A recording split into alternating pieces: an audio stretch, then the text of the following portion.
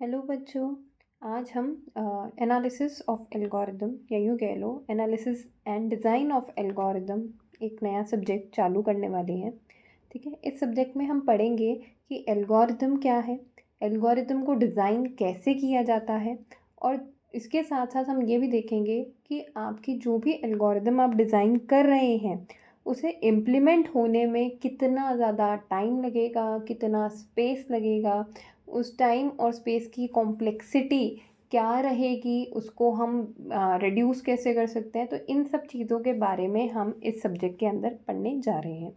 ठीक, तो चालू करते हैं हमारा ये subject, that is analysis of algorithm.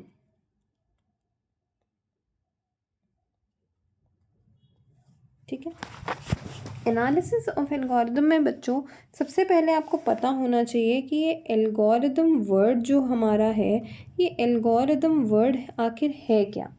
तो एल्गोरिदम वर्ड जो है ये होता है आपका स्टेप बाय स्टेप प्रोसीजर या फिर instruction to solve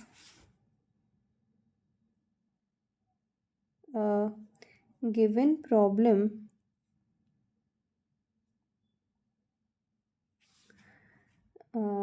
by applying some logic। कोई भी प्रॉब्लम जो आपको दे रखी है, जब आपको उस पी प्रॉब्लम को सॉल्व करना है, ठीक है, उसका finite step by step procedure, finite number of steps में जो प्रोसीजर होगा, जो स्टेटमेंट्स यूज़ होंगे या जो इंस्ट्रक्शन यूज़ होंगे, ठीक है, वो जो प्रोसीजर है, वो जो इंस्ट्रक्शन का सेट है, ठीक, वो उस पर्टिकुलर प्रॉब्लम को सॉल्व करने के लिए और किस तरीके से कोई लॉजिक अप्लाई करके जब हम ये काम करते हैं तो उसको हम क्या कहते हैं, एल्गोरिदम। ठीक, अब एल्गोरिदम को समझाने के लिए एक बहुत ही अच्छा सा एग्जांपल लेते हैं। जैसे चाय बनानी है, तो मैं अगर बोलूँ कि चाय बनाने की एल्गोरिदम आपको लिखनी है तो आप किस तरीके से लिखोगे बच्चों। आप सबसे पहले ये चेक करेंगे, फाइनाइट स्टेप्स लिखने हैं पहली चीज़। ठीक है, फाइनाइट स्टेप्स के अंदर, और साथ ही साथ हमें ये भी ध्यान रखना है कि आपकी एल्गोरिदम इफ़ेक्टिव होनी चाहिए। तो चाय बनाने के लिए आप जब एल्गोरिदम लिखोगे, सबसे पहला स्टेप आप ये चेक करोगे कि कितने लोग चाय पीने वाले हैं। ठीक, अब जितने लोग चाय पीने वाले हैं उसके बाद अब आप चेक करेंगे सेकंड स्टेप में कि क्या उसके अकॉर्डिंगली आपके पास सामान अवेलेबल है। अगर है तो बहुत अच्छा, आप वो सारा सामान एज वेरिएबल्स सारा का सारा डिक्लेयर कर लीजिए, एक जगह असेंबल कर लीजिए। अगर नहीं है तो आप उसको अवेलेबल कराइए। ठीक, अब उसके बाद चाय बनाना चालू करते हैं। तो प्रोसीजर में सबसे पहला जो आपका ये जो है स्टेप्स, इसके अंदर नेक्स्ट स्टेप क्या रहेगा कि अब आप सबसे पहले पैन लेंगे। ठीक है, पैन को गैस स्टव ऑन करके उसके ऊपर रख देंगे। उसके बाद अब यहाँ देखिए, ये जो लॉजिक अब लगने वाले हैं, इन लॉजिक्स के अकॉर्डिंगली ज़रूरी नहीं है कि एक ही एल्गोरिदम बने, मल्टीपल एल्गोरिदम्स बन सकते हैं। हर पर्सन अपना अलग लॉजिक लगाता है, हर पर्सन अलग तरीके से चाय बनाता है। तो हर पर्सन के अकॉर्डिंगली जो आपकी एल्गोरिदम है वो वेरी कर सकती है, उसका लॉजिक वेरी कर सकता है। ठीक है, तो जैसे मैं जो एल्गोरिदम यूज़ करूँगी यहाँ पे जो बनाऊँगी वो क्या होगी, सबसे पहले गैस स्टव ऑन किया, पैन रखा, पैन में अकॉर्डिंग टू द नीड आप पानी डालेंगे। उसके बाद में you will add sugar to it. ठीक है, उसको पकने देंगे और साथ में थोड़ी सी देर बाद लाइक फॉर 1 मिनट जब आपने चीनी पका ली है पानी के अंदर, तो उसके बाद आप चाय पत्ती डाल देंगे, हल्का सा उबाल आने देंगे। जितना अमाउंट नीडेड है उतना दूध आप डालेंगे। ठीक है, उसको उबाल आने देंगे। उबाल आने के बाद में उसको गैस को मीडियम से स्लो करके आप उसको थोड़ी देर पकने देंगे। एंड देन जब चाय तैयार हो जाएगी फाइनली आप क्या करेंगे, उसे छान के सर्व करके आप गेस्ट को दे देंगे।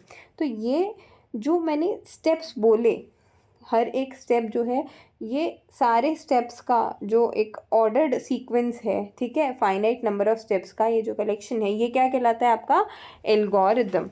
ठीक, अब बात यह आती है कि एल्गोरिदम जो वर्ड है वो वर्ड आया कहाँ से।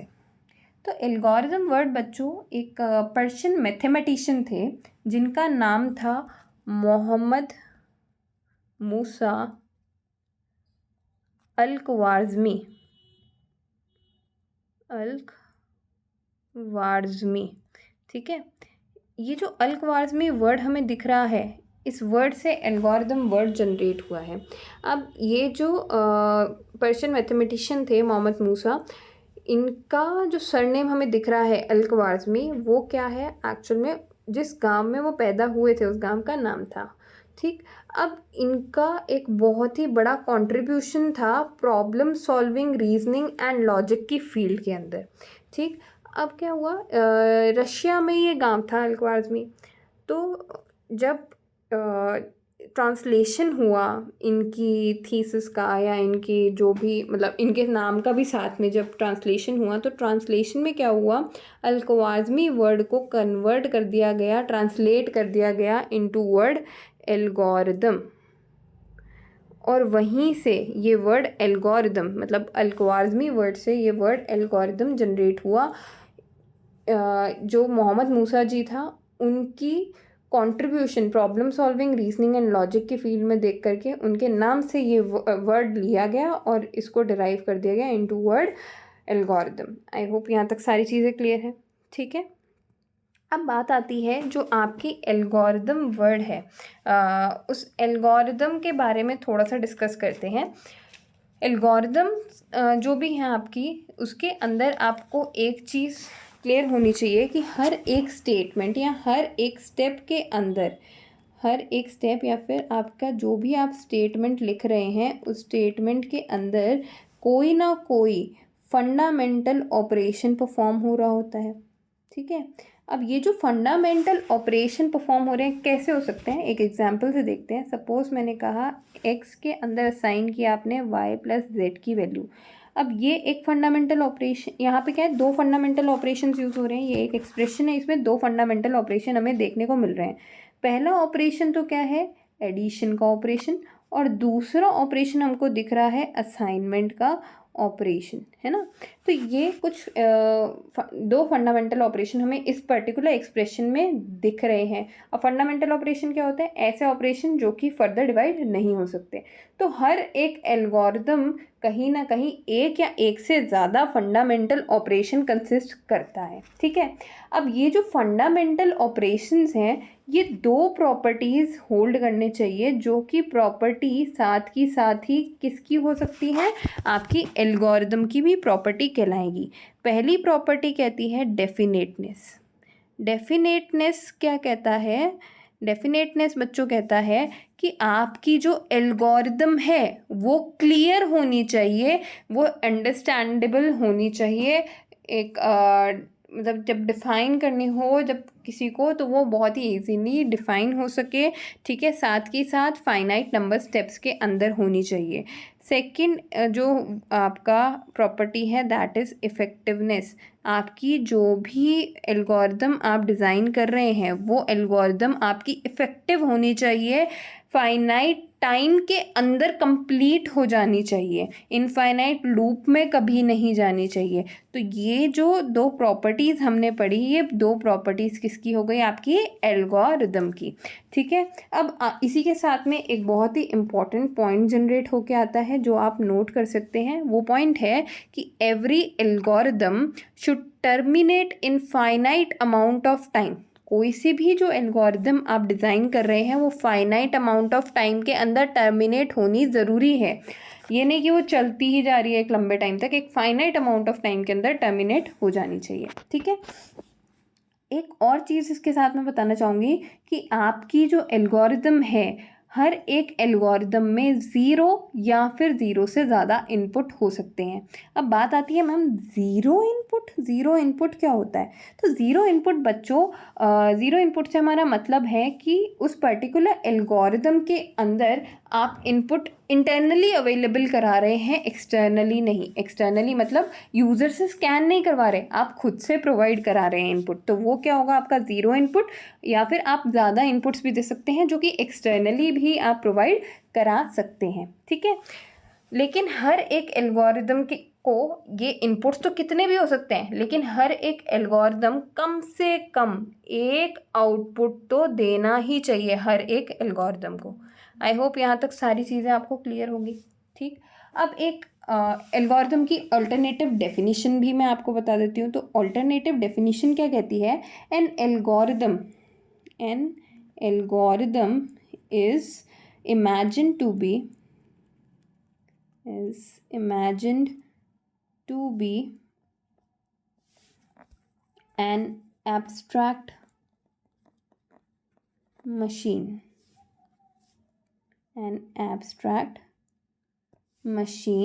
or processing logic।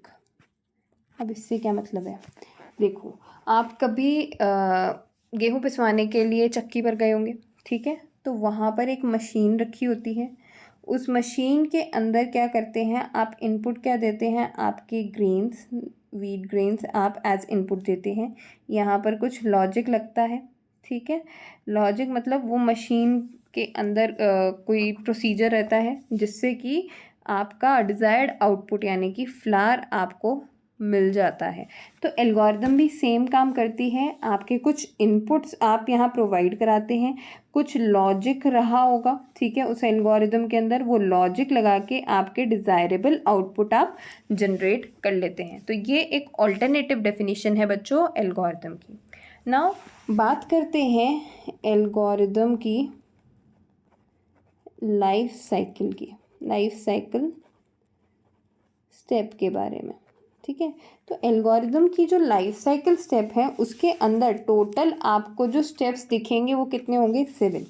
7 स्टेप्स की बात करते हैं। पहला स्टेप क्या कहता है बच्चों? प्रॉब्लम डेफिनिशन, ठीक है? यहाँ पर इस फर्स्ट स्टेप के अंदर ये हम बात कर रहे हैं कि कोई सी भी एल्गोरिदम जब आप डिज़ाइन कर रहे हैं, जो भी एल्गोरिदम आप बना रहे हैं, वो उसका लाइफ साइकिल का क्या रहेगा, कैसे वो शुरू होती है और कैसे ख़त्म होती है, उसके बारे में बात कर रहे हैं।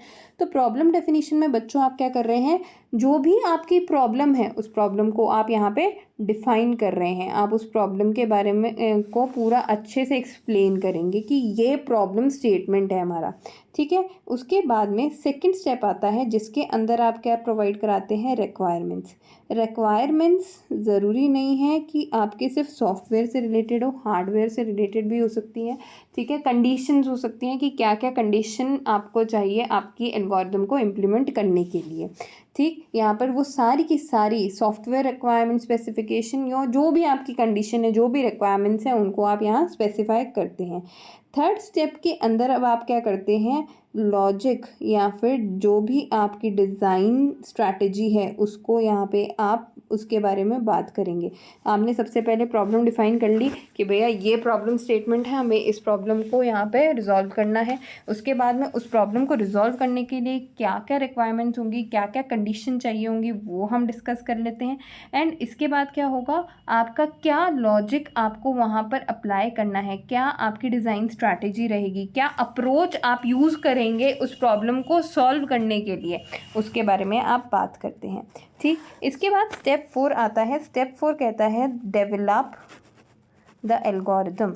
अब यहाँ क्या करते हो आप? उस एल्गोरिदम को जो आपको डिज़ाइन आप करना चाह रहे हैं, आप उसको डेवलप करेंगे या फिर उसको आप एक्सप्रेस करेंगे, ठीक है? वो एल्गोरिदम आप डिज़ाइन कर लेंगे। वो आप चाहे तो स्टेटमेंट के फॉर्म में भी कर सकते हैं, चाहे तो फ्लो चार्ट के फॉर्म में भी कर सकते हैं। इसके बाद आता है बच्चों आपका fifth step that is the step of validation. Validation के स्टेप का मतलब है यहाँ पर करेक्टनेस प्रूव की जाती है। करेक्टनेस प्रूव की जाती है मतलब आपकी जो एल्गोरिदम है वो सही से काम कर रही है या नहीं, जो भी रिक्वायरमेंट्स थे उस एल्गोरिदम को डिज़ाइन करने के लिए, जिस भी कारण से आप उस प्रॉब्लम की एल्गोरिदम डिज़ाइन कर रहे थे, क्या वो सारी की सारी उन रिक्वायरमेंट्स को मीट कर रहा है या नहीं, ठीक है? आपकी एल्गोरिदम सही बनी है या नहीं, ये सब आप चेक करते हैं स्टेप ऑफ वैलिडेशन के अंदर। देन स्टेप 6 आता है विच इज़ एनालिसिस। अब यहाँ पर आप अपनी एल्गोरिदम को एनालाइज करते हैं कि आपकी पर्टिकुलर एल्गोरिदम कितना ज़्यादा स्पेस ले रही है या कितना ज़्यादा टाइम ले रही है इम्प्लीमेंट होने के लिए, मतलब कितना ज़्यादा लेगी एक्चुअली। फिर उसके बाद में आप इस पर्टिकुलर प्रॉब्लम को इस पर्टिकुलर एल्गोरिदम को जब आपने एनालाइज कर लिया कि इतना टाइम ले रही है, उसके अंदर आपने देख लिया कि भैया अभी मैक्सिमम टाइम ले रही है, तो फिर उसको एनालाइज करके आपने कुछ कुछ चीज़ों को टाइम कॉम्प्लेक्सिटी को रिड्यूस करने के लिए कुछ चीज़ों को हटाया, चेंज किया, जैसे भी। फिर उसको मान लो आपने अब कुछ टाइम रिड्यूस कर लिया है, अब आपको लग रहा है कि नहीं, इससे कम टाइम हमारा नहीं ले सकती, हमने एनालाइज कर लिया, यही हमारे बेस्ट केस होगा इस एल्गोरिदम को इम्प्लीमेंट करने के लिए। तो अब आप क्या करेंगे, उस पर्टिकुलर एल्गोरिदम को इम्प्लीमेंट कर लेंगे। ठीक है, तो ये आपके 7 स्टेप हैं आपकी एल्गोरिदम के लाइफ साइकिल के। और इसी के साथ में बच्चों ये भी बता देती हूँ, इसके अंदर सबसे इम्पॉर्टेंट स्टेप कौन सा रहने वाला है। तो सबसे पहला इम्पॉर्टेंट स्टेप है लॉजिक या डिज़ाइन स्ट्रैटेजी, कि आप उस प्रॉब्लम को सॉल्व करने के लिए क्या स्ट्रैटेजी लगा रहे हैं, क्या लॉजिक लगा रहे हैं। एक तो वो बहुत इम्पॉर्टेंट है, और इसी के साथ साथ उस एल्गोरिदम को जब आपने डिज़ाइन कर लिया है, वैलिडेट कर लिया, चेक कर लिया है कि क्या करेक्ट है या नहीं, फिर आप जो एनालिसिस कर रहे हैं, वो एनालिसिस का जो पॉइंट है वो बहुत ही ज़्यादा इंपॉर्टेंट रहता है, कितना टाइम कंज्यूम करेगा, क्योंकि उसी के बेसिस पे आप फिर चेंजेस भी करते हैं एल्गोरिदम के अंदर। ठीक है, तो आपका स्टेप नंबर 3 और स्टेप नंबर 6 ये बहुत ही इंपॉर्टेंट स्टेप है एल्गोरिदम की लाइफ साइकिल के अंदर। आई होप यहाँ तक आपको सारी चीज़ें क्लियर होंगी। ठीक है, अब इसी के साथ में आगे बढ़ते हैं और बात करते हैं कि हमने एल्गोरिदम तो डिज़ाइन कर ली, हम बात कर रहे हैं, सब्जेक्ट का नाम है एनालिसिस ऑफ एल्गोरिदम या analysis and design of algorithm. तो यहाँ पर हम एल्गोरिदम को एनालाइज करना क्यों चाहते हैं, नीड क्या है एनालिसिस की। तो जो आपका न्यू टॉपिक है या न्यू हेडिंग है वो है नीड फॉर एनालिसिस, कि एनालाइज करने की नीड क्या है। तो एनालिसिस की नीड बच्चों क्या है, 2 इम्पॉर्टेंट रीज़न है कि आप एल्गोरिदम का एनालिसिस कैरी आउट कर रहे हो। पहला जो है रीज़न वो है रिसोर्स कंजम्पशन चेक करना, रिसोर्स कंजम्पशन। ठीक है, यहाँ पर आप क्या कर रहे हैं, आपकी एफिशिएंसी निकालने के लिए आप रिसोर्स कितनी लगेगी, कितना कंज्यूम करेगा वो एल्गोरिदम, उसको डिटरमाइन कर रहे हैं। अब रिसोर्सेज क्या हो सकते हैं, रिसोर्सेज आपका टाइम भी हो सकता है, ठीक है, आपका स्पेस भी हो सकता है, इसी के साथ में जो रजिस्टर्स होंगे प्रोसेसर के अंदर वो हो सकते हैं, कॉस्ट कितनी लगेगी उस पर्टिकुलर एल्गोरिदम को मेंटेन करके रखने के लिए वो हो सकती है, कोई नए अपडेट्स लाने हो तो वो अपडेट्स के लिए क्या टाइम कॉस्टिंग रहेगी वो हो सकती है। ऐसे कई सारी चीज़ें हैं जो रिसोर्सेज के अंदर आपकी आती है। कौन सा सॉफ्टवेयर रिक्वायरमेंट होगा, ऑपरेटिंग सिस्टम कौन सा आप यूज़ करने वाले हैं, ठीक है, तो ये सारी की सारी जो कौन सा प्रोसेसर, कितना फास्ट प्रोसेसर होगा, ये सारी की सारी आपकी कहीं ना कहीं रिसोर्स की बात करती हैं। इसी के साथ जो दूसरा मेन रीज़न है आपके एनालिसिस को कैरी आउट करने का, वो क्या है बच्चों, परफॉर्मेंस कंपैरिजन। परफॉर्मेंस कंपैरिजन, अब बात आती है परफॉर्मेंस कंपैरिजन क्या है। तो परफॉर्मेंस कंपैरिजन के लिए मैं एक एग्जांपल देती हूँ। जैसे मैंने आपको कहा था कि चाय बनानी है, तो चाय बनाने के लिए मैंने 5-7 बच्चों को एक साथ बोला कि आप सब लोगों को चाय बनानी है, उसके एल्गोरिदम डिज़ाइन करिए। अब एल्गोरिदम जब डिज़ाइन करने लगे, मैंने ये बोला था कि हर पर्सन अलग तरीके से चाय बनाता है, मतलब हर कोई अपना अलग अलग लॉजिक लगाता है, तो ज़रूरी नहीं होगा कि एक प्रॉब्लम पी को सॉल्व करने के लिए सब लोग सेम लॉजिक लगाएं, अलग अलग लॉजिक लगेंगे। इसी के साथ क्या होगा, आपकी अलग अलग एल्गोरिदम्स एक ही प्रॉब्लम को सॉल्व करने के लिए तैयार होंगी। ठीक, अब उन सारी प्रॉब्लम्स लाइक आपने जो एल्गोरिदम बनाई, algorithm 1, algorithm 2, algorithm 3 and so on nth algorithm तक, ठीक है, तो ये आपने कुछ n एल्गोरिदम्स डिज़ाइन कर ली। अब इन सारी n एल्गोरिदम्स में से कौन सी ऐसी एल्गोरिदम है जो बेस्ट एल्गोरिदम होगी, जो कम से कम टाइम लेगी, कम से कम स्पेस लेगी, कम से कम रिसोर्सेज को कंज्यूम करेगी। उस एल्गोरिदम को फाइंड करने के लिए परफॉर्मेंस कंपैरिजन ज़रूरी है। ठीक है, तो कौन सी एल्गोरिदम वो होने वाली है उसको कंपेयर करना, इतनी सारी एल्गोरिदम उसको कंपेयर करके बेस्ट एल्गोरिदम फाइंड करना, वो आता है आपका परफॉर्मेंस कंपैरिजन में। और वो भी आप कैसे कर सकते हैं, एल्गोरिदम को एनालाइज करके। आई होप एनालिसिस का नीड क्यों है ये भी आपको अब तक क्लियर हो गया होगा। ठीक है, अब जो आपका नेक्स्ट टॉपिक है वो है बच्चों methodologies of analysis. Methodology of analysis. तो नीड फॉर एनालिसिस में तो हमने देखा कि नीड क्यों है, ठीक है, लेकिन अब एनालिसिस करना कैसे है, हाउ, ये वाला केस हम कहाँ पढ़ेंगे, मेथडोलॉजी ऑफ एनालिसिस के अंदर। ठीक है, एक मिनट दो। मेथडोलॉजीज ऑफ एनालिसिस, हाँ जी। तो अब मेथडोलॉजी ऑफ एनालिसिस की बात करें तो बच्चों दो तरीके की मेथडोलॉजी है यहाँ पे। हम यहाँ सिंपली टाइम कॉम्प्लेक्सिटी की बात करते हैं एनालिसिस के केस में, क्योंकि स्पेस कहीं ना कहीं आप देखें तो आप खरीद सकते हैं, स्पेस को तो आप खरीद सकते हैं, कितना भी स्पेस आप ले सकते हैं। ठीक है, लेकिन जब हम बात करते हैं टाइम की तो हम टाइम खरीद नहीं सकते हैं। ठीक है, टाइम हमारे पास वही उतना ही 24 घंटे हैं, एक दिन के 24 घंटे हमको मिलते हैं, तो वही उसी टाइम पीरियड के अंदर हमको चीज़ें करनी होती हैं। ठीक है, तो अब जो हम बात कर रहे हैं मेनली यहाँ पे एनालिसिस की, वो हम बात करेंगे टाइम के रिस्पेक्ट के अंदर।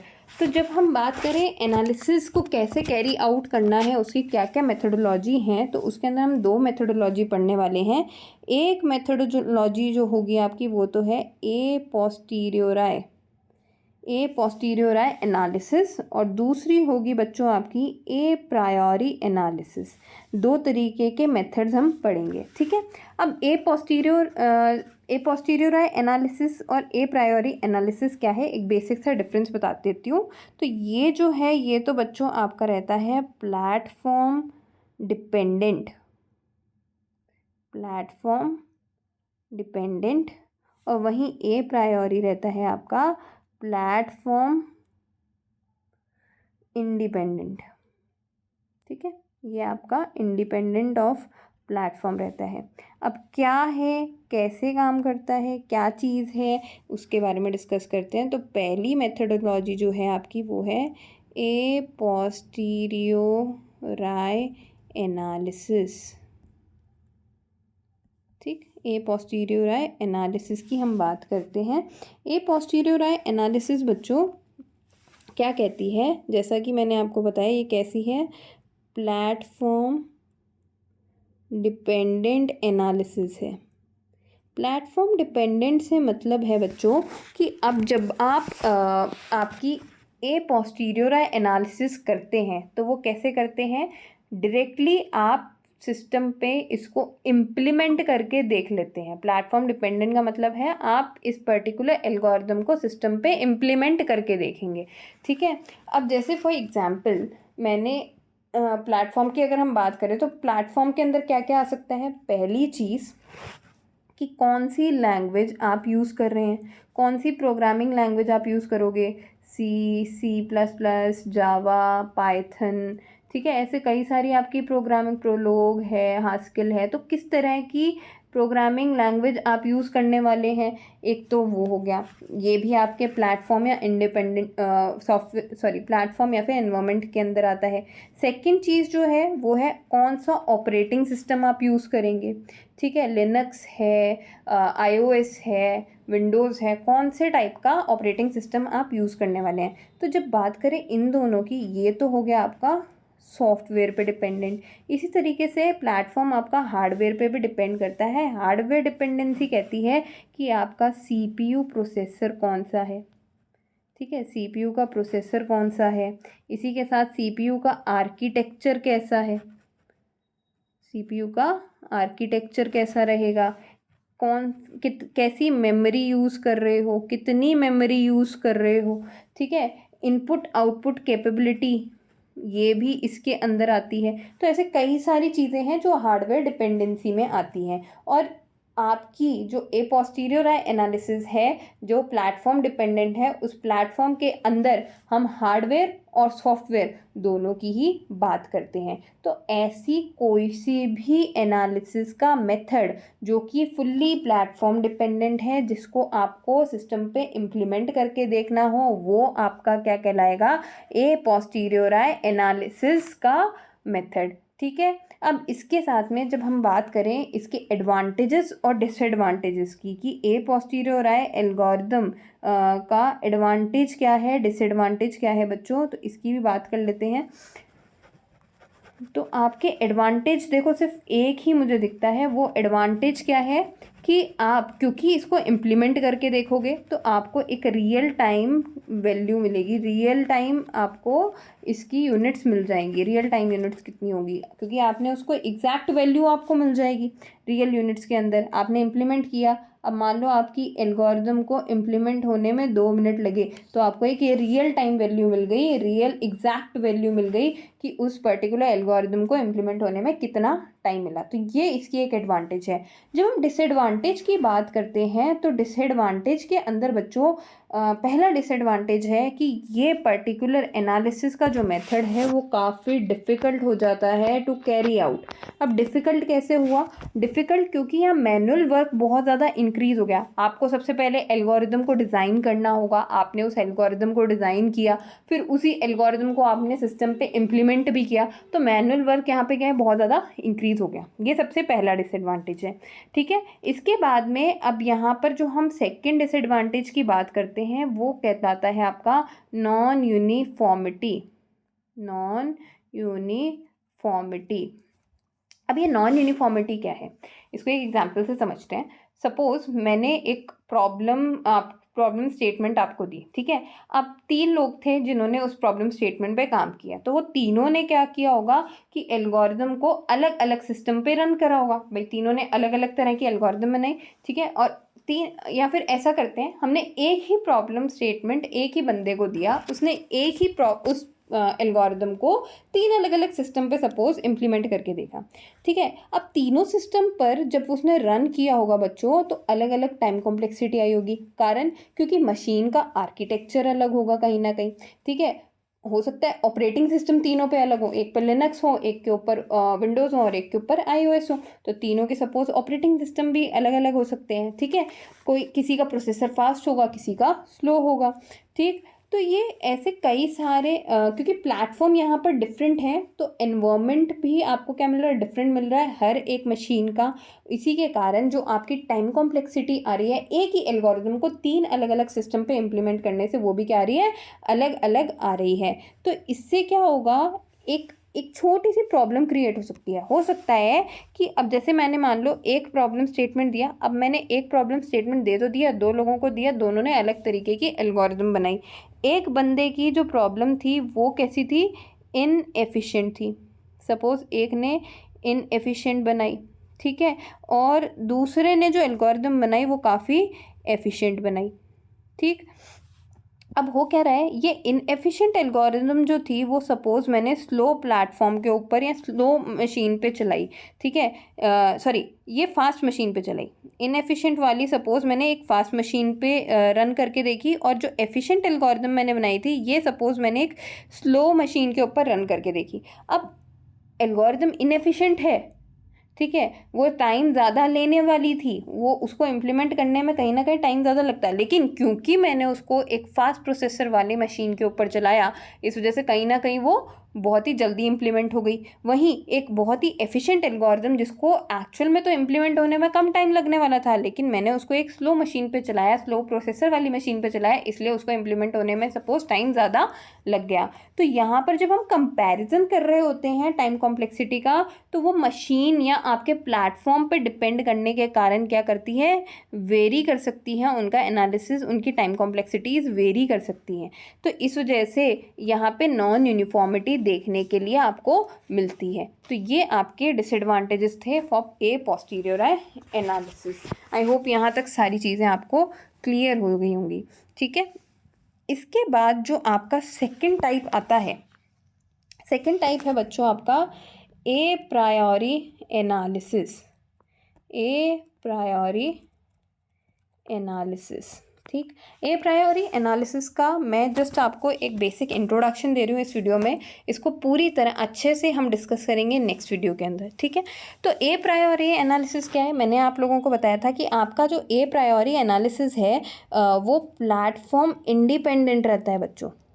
प्लेटफॉर्म इंडिपेंडेंट रहता है, मतलब कि आप कहीं ना कहीं इस पर्टिकुलर एनालिसिस का जो मेथड है वो इस पर्टिकुलर एल्गोरिदम जो इस मेथड से आप इम्प्लीमेंट कर रहे हैं, ए प्रायोरी एनालिसिस कर रहे हैं, उस एल्गोरिदम को आप इम्प्लीमेंट नहीं करके देखेंगे। जो भी एल्गोरिदम आपने डिज़ाइन की उसको आप किसी प्लेटफॉर्म के ऊपर इम्प्लीमेंट नहीं करके देख रहे हो डायरेक्टली। ठीक है, जैसे कि आपने ए पोस्टीरियर आई में किया था, तो अब यहाँ कर क्या रहे हैं, प्लेटफॉर्म इंडिपेंडेंट है, मतलब यहाँ कर क्या रहे हैं, तो यहाँ हम क्या करेंगे, पेन पेपर के को यूज़ करके हम इसका एनालिसिस करेंगे पहले।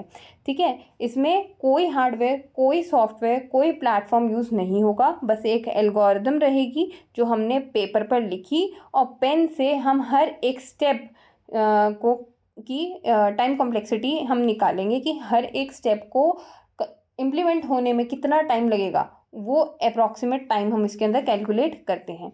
ठीक है, अब ए प्रायोरी एनालिसिस का मतलब क्या है कि मशीन पे रन करने से पहले ही आप पर्टिकुलर एल्गोरिदम की टाइम कॉम्प्लेक्सिटी निकाल लीजिए। ठीक, अब यहाँ पर बच्चों जो हम देखें इसके अंदर एडवांटेज क्या है, एडवांटेज यही है कि ये कम टाइम कंज्यूम कर रहा है, क्योंकि अब जैसे ए पोस्टीरियर आई के अंदर एक ड्रॉबैक ये भी था कि ये टाइम कंज्यूमिंग ज़्यादा थी। टाइम कंज्यूमिंग ज़्यादा कैसे थी कि आपने मान लो एक एल्गोरिदम सपोज डिज़ाइन करी, फिर उसको इम्प्लीमेंट किया। अब इम्प्लीमेंट करने के बाद आपको लग रहा है कि यार ये ज़्यादा टाइम ले रही है, मैं इसको रिड्यूस करना चाहता हूँ टाइम को, तो अब क्या करोगे, वापस से चेंज करोगे एल्गोरिदम के अंदर। एल्गोरिदम को डिज़ाइन किया, एल्गोरिदम को डिज़ाइन करने के बाद वापस इंप्लीमेंट किया, फिर चेक किया कि क्या टाइम, तो कहीं ना कहीं मैनुअल वर्क बढ़ रहा है और टाइम इंक्रीज हो रहा है उसके कारण। अब यहाँ ए प्रायोरी एनालिसिस के अंदर क्या है, आपने एक बार एल्गोरिदम बनाई, एक अप्रॉक्सीमेट टाइम कॉम्प्लेक्सिटी निकाली कि इतना टाइम लगना चाहिए। ठीक है, इतना टाइम लगेगा। अगर आपको लग रहा है कि ये अभी ज़्यादा आ रहा है, हम इसको कम कर सकते हैं, तो एल्गोरिदम में चेंज किया, वापस से टाइम कॉम्प्लेक्सिटी निकाली और उसके बाद में उसको फिर इम्प्लीमेंट करके आप, जब आपको लगेगा कि आपकी फाइनली ये टाइम कॉम्प्लेक्सिटी जो है बिल्कुल परफेक्ट आ रही है, आपकी एल्गोरिदम बिल्कुल फाइन बेस्ट डिज़ाइन हुई है, तो फिर उसके बाद जा करके कहीं आप उसको इम्प्लीमेंट करेंगे, तो आपका जो मैनुअल वर्क है वो कहीं ना कहीं डिक्रीज़ हो जाएगा और साथ के साथ ये टाइम भी कम कंज्यूम करेगी। ठीक है, इसके साथ साथ एक और ड्रॉबैक है कि ये आपको रियल एक्चुअल या यूँ कह लो एग्जैक्ट वैल्यू यूनिट्स के अंदर टाइम कॉम्प्लेक्सिटी की नहीं देता, एग्जैक्ट टाइम यूनिट्स नहीं देगा कि इतने टाइम के अंदर ये इम्प्लीमेंट होगी। ये जस्ट एक अप्रॉक्सीमेट वैल्यू आपको प्रोवाइड कराएगा। ठीक है, अब जो ए प्रायोरी एनालिसिस है बच्चों, उसके अंदर हम दो मेथड पढ़ेंगे। दो मेथड्स हैं, दो मेथड्स के अंदर सबसे पहला मेथड होगा आपका स्टेप काउंट मेथड। सबसे पहला होगा स्टेप काउंट मेथड और दूसरा होगा आपका ऑर्डर ऑफ मैग्नीट्यूड। अब ये ऑर्डर ऑफ मैग्नीट्यूड और स्टेप काउंट मेथड क्या है, इसको हम नेक्स्ट वीडियो में समझेंगे। आज की वीडियो हम यहीं तक रखते हैं। ठीक है, आई होप आप लोगों को अभी तक मैंने जितना पढ़ाया है वो समझ में आ गया होगा। Let us continue this lecture series in the next video. तब तक के लिए थैंक यू।